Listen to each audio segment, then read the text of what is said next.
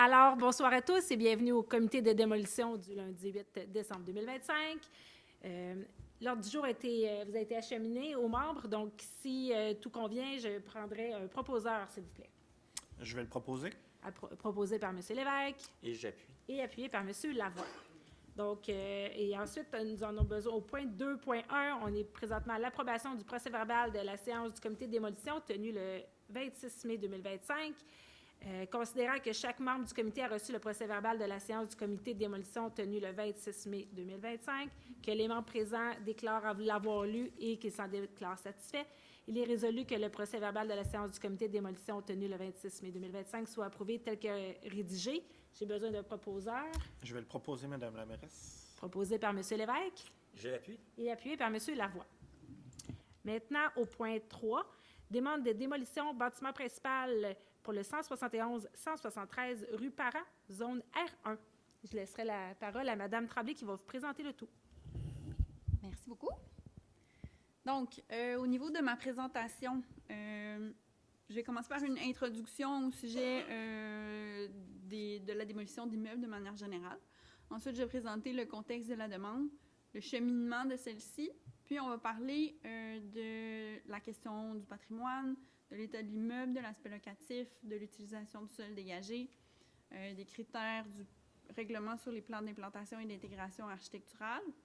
Ensuite, on va présenter les oppositions, commentaires et avis écrits reçus. Puis, il y aura une période de questions et de commentaires. Puis, le comité va prendre sa décision.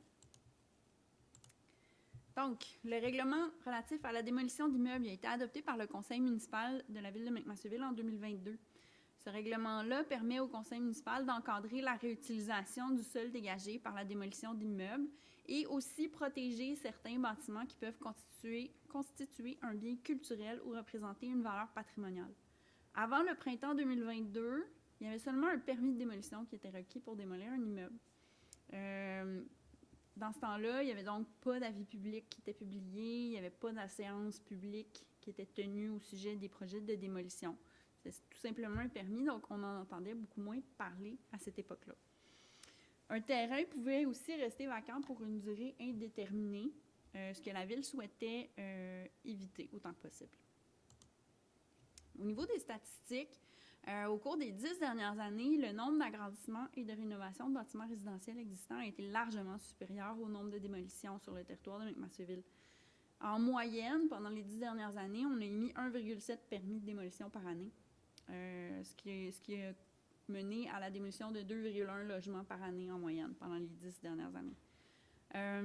Pendant ce temps-là, on émettait 7,4 permis d'agrandissement et 62,6 permis de rénovation par année. Dans les 10 dernières années, au niveau des nouvelles constructions, il y a eu en moyenne 23,2 logements créés par année.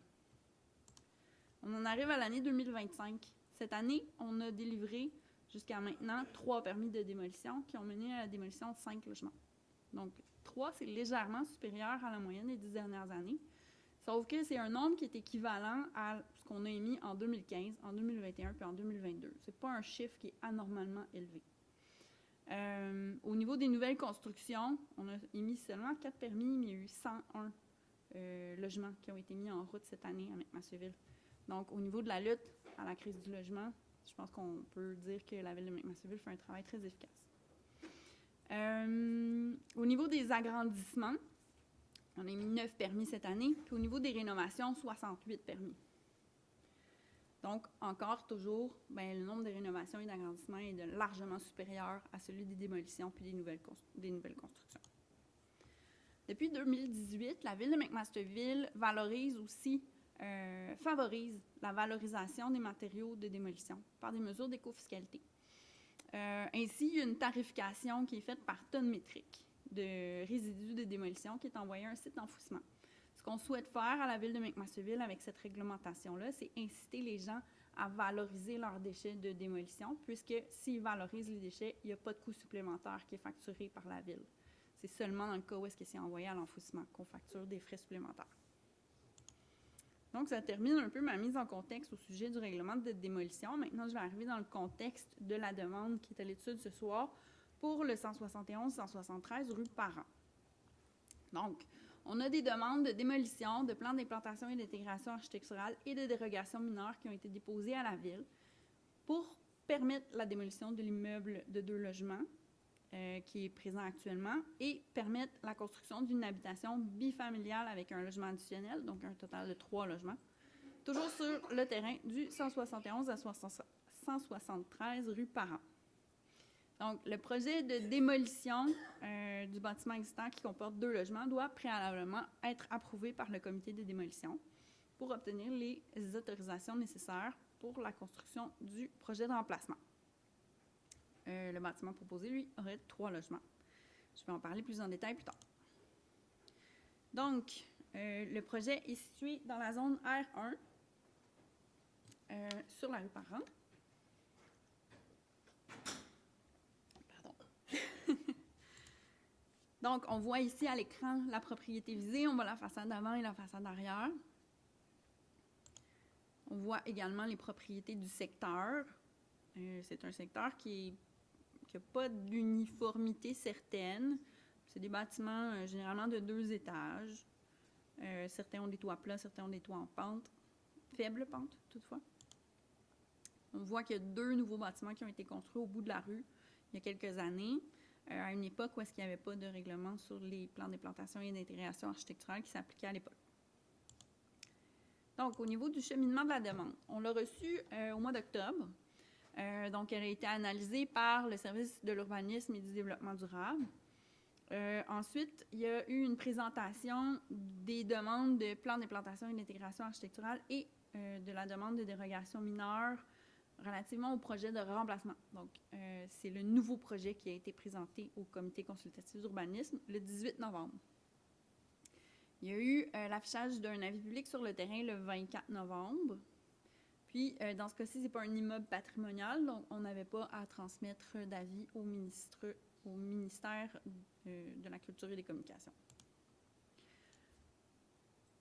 Donc, suite à l'affichage de l'avis public, il y avait un délai de 10 jours pour que les gens puissent s'opposer par écrit à la démolition de l'immeuble. Ça nous menait aussi à la séance du comité de démolition qui a lieu ce soir. Les gens avaient la possibilité de demander un délai dans le but d'acquérir l'immeuble pour conserver son caractère locatif ou patrimonial. On n'a pas reçu de telle demande.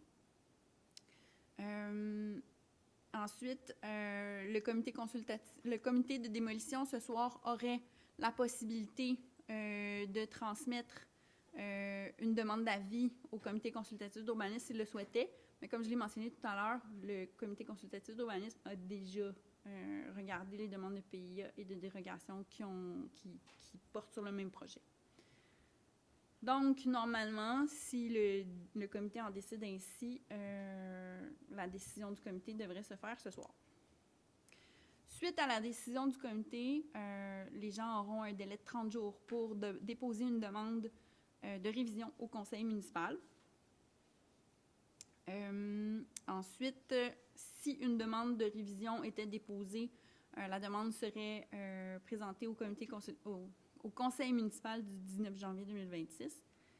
Encore une fois, comme ce n'est pas un immeuble patrimonial, on n'a pas à transmettre d'avis à la MRC qui ne peut pas s'opposer. Si tout va bien, il y aura par la suite émission du permis de démolition, si la demande est accordée. Donc, au niveau de l'analyse du patrimoine, ce bâtiment-là n'est pas considéré comme patrimonial, il ne fait pas partie d'un inventaire, il n'a pas été construit avant 1940, donc il n'est pas considéré patrimonial. Au niveau de la réglementation, il n'y a pas non plus une apparence architecturale qui lui porterait des valeurs patrimoniales. Donc, c'est un bâtiment qui aurait été construit en 1947. Au niveau de l'état de l'immeuble, selon le rapport qui nous a été fourni, la fondation est partiellement composée de briques et de mortier, puis il y a des mouvements de sol qui ont été observés. Il y a eu des tassements différentiels qui ont créé des fissures, des désalignements, des ouvertures et une instabilité structurelle. L'électricité dans le bâtiment est désuète et date de l'origine du bâtiment. Les fenêtres sont désuètes, il y a une perte d'efficacité énergétique. Le revêtement extérieur serait endommagé, ce qui causerait des infiltrations d'eau. Le bâtiment est actuellement inhabitable et pourrait entraîner des problématiques qui nécessiteraient l'intervention policière. Et le coût de rénovation excéderait la valeur marchande du bâtiment actuel, ce qui rend l'opération économiquement non viable. Donc, on voit certaines photos de l'immeuble à l'écran. Au niveau de la détérioration de l'apparence architecturale, du caractère esthétique et de la qualité de vie du voisinage, à court terme, le délabrement de cet immeuble-là qui est abandonné pourrait occasionner une détérioration de l'apparence architecturale, du caractère esthétique et de la qualité de vie du voisinage. Au niveau de l'aspect locatif, le bâtiment est actuellement vacant. Il y a un des logements qui est vacant depuis le 30 mai, l'autre depuis le 15 juin 2025. Concernant les effets de cette démolition-là sur les besoins en logement, eh bien, il y a 2 logements qui seraient démolis pour 3 qui seraient construits. Donc, il y aurait plus de logements qui seraient disponibles après la réalisation du projet qu'avant. Au niveau de l'utilisation du sol dégagé maintenant, le projet proposé est composé de 3 unités locatives, un 4,5, un 5,5 et un 6,5. Les logements seraient un au-dessus de l'autre. Il y a un des 3 logements qui serait sur 2 étages. En partie, sur 2 étages. L'architecture proposée reprend des volumes et des types de revêtements qui sont présents sur les bâtiments adjacents. Le rez-de-chaussée serait relativement bas, donc il y aurait 4 contre-marches pour respecter les niveaux de rez-de-chaussée des autres bâtiments dans le secteur. Donc, on voit à l'écran une perspective visuelle du bâtiment qui serait construit si le projet est approuvé. Donc, on voit d'autres perspectives plus vers les côtés. Au niveau du plan projet d'implantation, le projet prévoit 2 accès charretiers de stationnement, un d'une largeur de 2,5 mètres, l'autre de 5 mètres, pour un total de 7,5 mètres de chaque côté du bâtiment. Il y aurait 3 cases de stationnement, donc une par logement. Le terrain est clôturé. La marge avant serait réduite par rapport à la norme, puisque le bâtiment viendrait s'insérer entre les 2 bâtiments voisins, donc pour créer un alignement. Ensuite, il y aurait une remise qui est projetée aussi pour les locataires à l'arrière.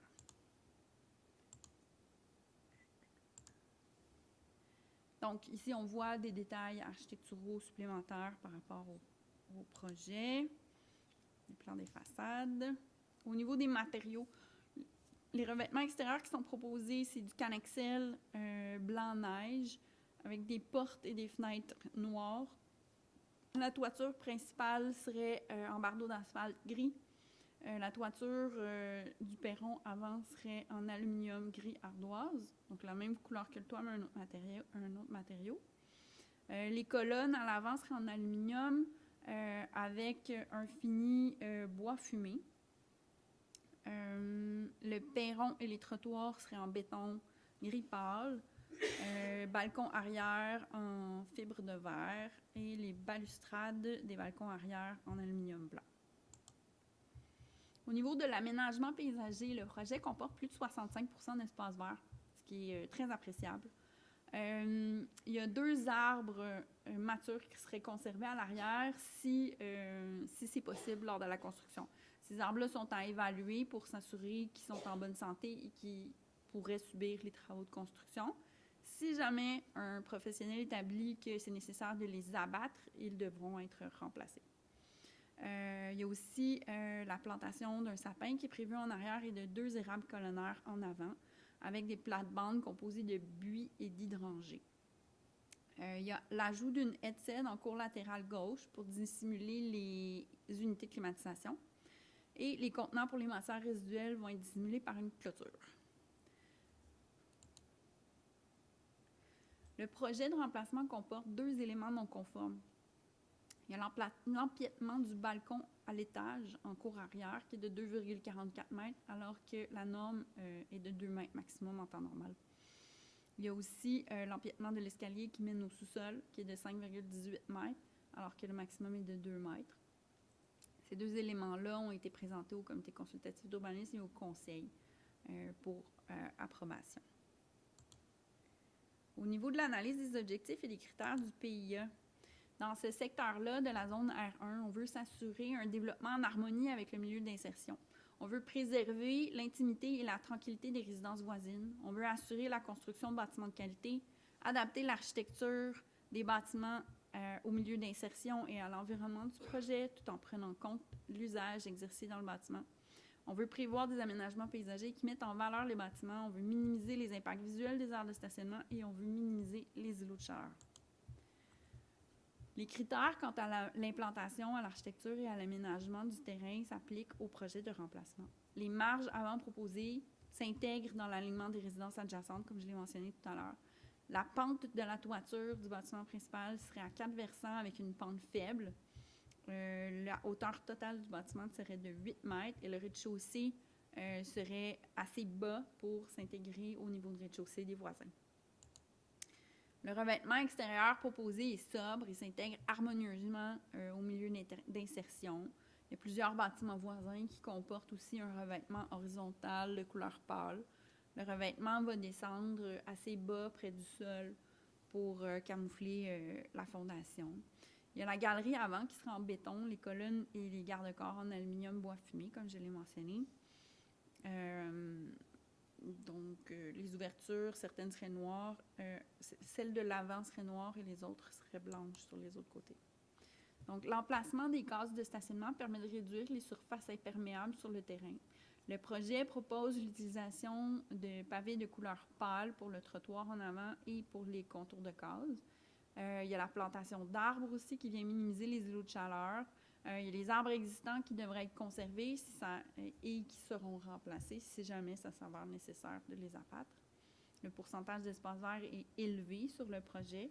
Donc, et aussi, le projet réduirait considérablement la superficie imperméable sur le terrain en enlevant du béton qui se trouve actuellement dans la cour latérale droite du bâtiment existant.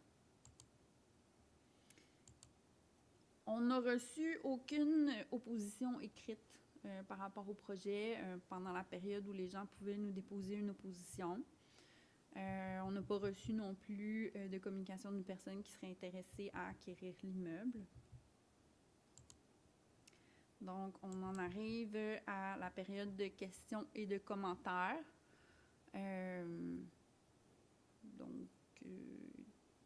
Pas de commentaires dans la salle, donc on va poursuivre avec la prise de décision du comité.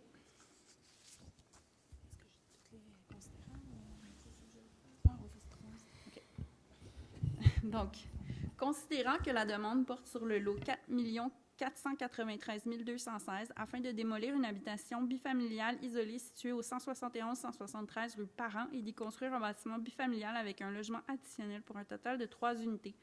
Considérant que le bâtiment ne fait pas partie de l'inventaire patrimonial et ne représente aucune valeur patrimoniale. Considérant que le document de présentation du projet préparé par le demandeur est daté du 17 septembre 2025 établit que le bâtiment présente des dommages significatifs et de l'obsolescence rendant un projet de rénovation injustifié en raison des coûts prohibitifs des travaux. Considérant que l'état du bâtiment existant pourrait entraîner à court terme la détérioration de l'apparence architecturale, du caractère esthétique et de la qualité de vie du voisinage. Considérant que la demande respecte la plupart des objectifs et critères du règlement sur les PIIA. Considérant que le bâtiment est inoccupé depuis le 15 juin 2025. Considérant que le bâtiment ne bénéficie d'aucun statut juridique. Considérant que le conseil municipal a accordé les demandes de PIA et de dérogation mineure par les résolutions 2025-339 et 2025-340, conditionnellement à ce que le comité de démolition approuve la démolition. Considérant qu'aucune demande d'opposition pour la démolition du bâtiment principal n'a été déposée à la greffière, il est résolu que le préambule fasse partie intégrante de la présente résolution, comme c'est récité au long, que le comité de démolition accepte la demande de démolition portant sur le lot 4 493 216 et visant à démolir une habitation bifamiliale isolée au 171-173 rue Parent afin de construire un bâtiment bifamilial avec un logement additionnel aux conditions suivantes.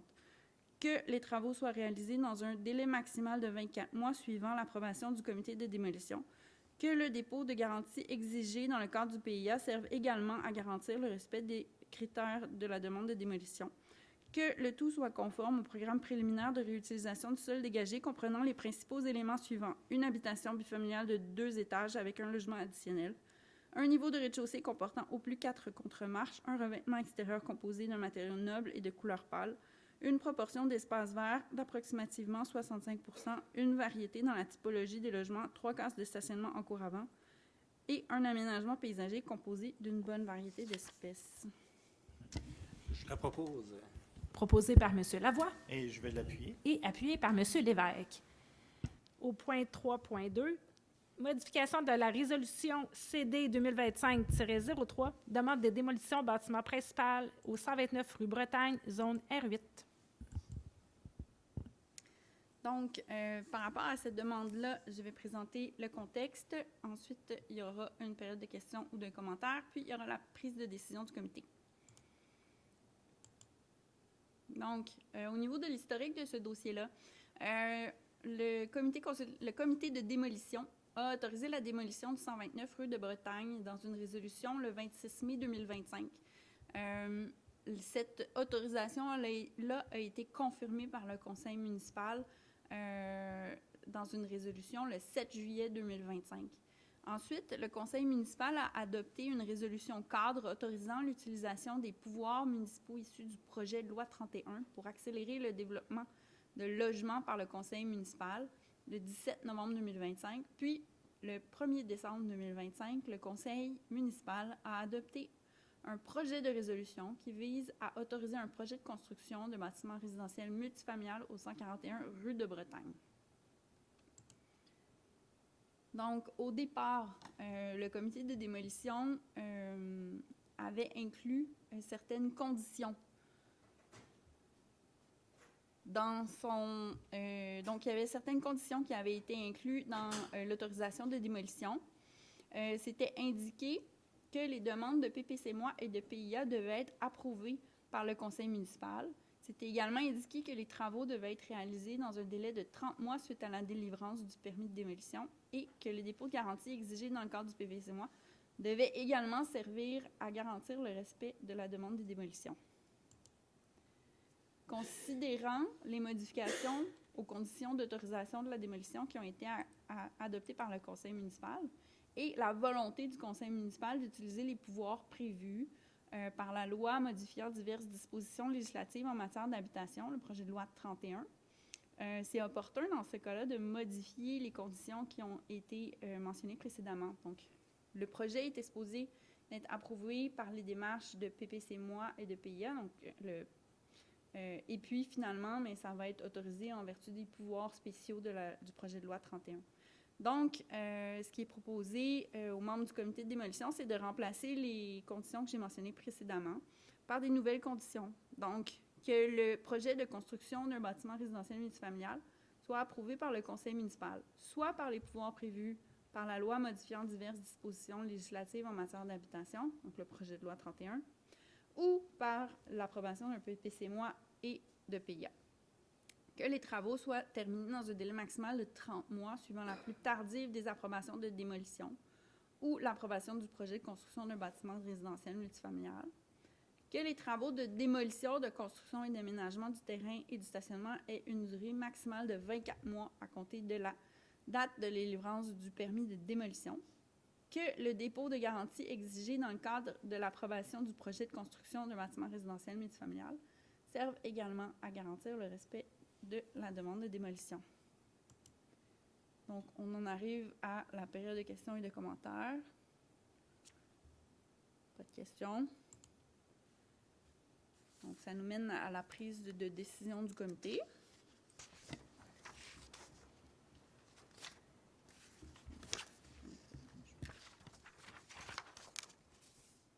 Oui.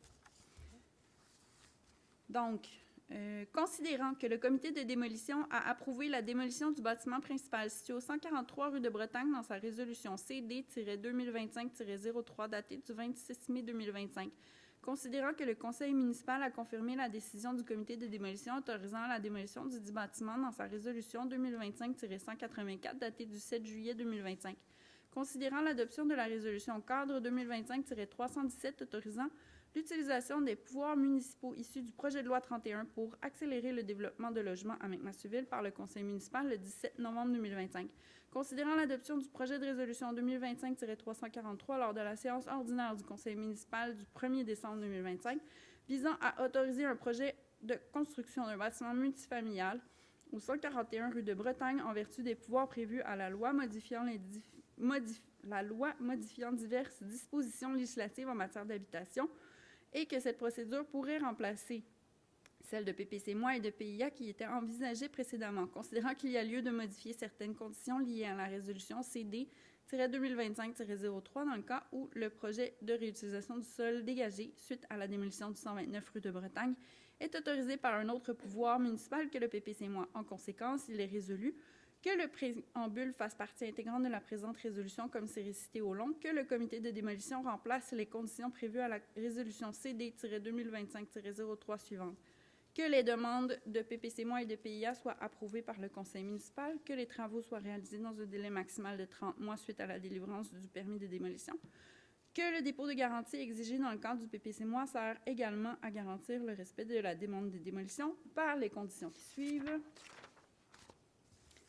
que le projet de construction d'un bâtiment résidentiel multifamilial soit approuvé par le conseil municipal, soit par les pouvoirs prévus par la loi modifiant diverses dispositions législatives en matière d'habitation ou par l'approbation d'un PPC-moi et d'un PIA, que les travaux soient terminés dans un délai maximal de 30 mois suivant la plus tardive des approbations de démolition ou l'approbation du projet de construction d'un bâtiment résidentiel multifamilial, que les travaux de démolition, de construction et d'aménagement du terrain et du stationnement aient une durée maximale de 24 mois à compter de la date de délivrance du permis de démolition, que le dépôt de garantie exigé dans le cadre de l'approbation du projet de construction d'un bâtiment résidentiel multifamilial serve également à garantir le respect de la demande de démolition. J'aurais besoin d'un proposeur. Je vais le proposer. Proposé par M. Lévesque Je vais l'appuyer. et appuyé par M. Lavoie. Au point 3.3, modification de la résolution CD 2025-04, demande de démolition bâtiment principal au 143 rue de Bretagne dans la zone R8.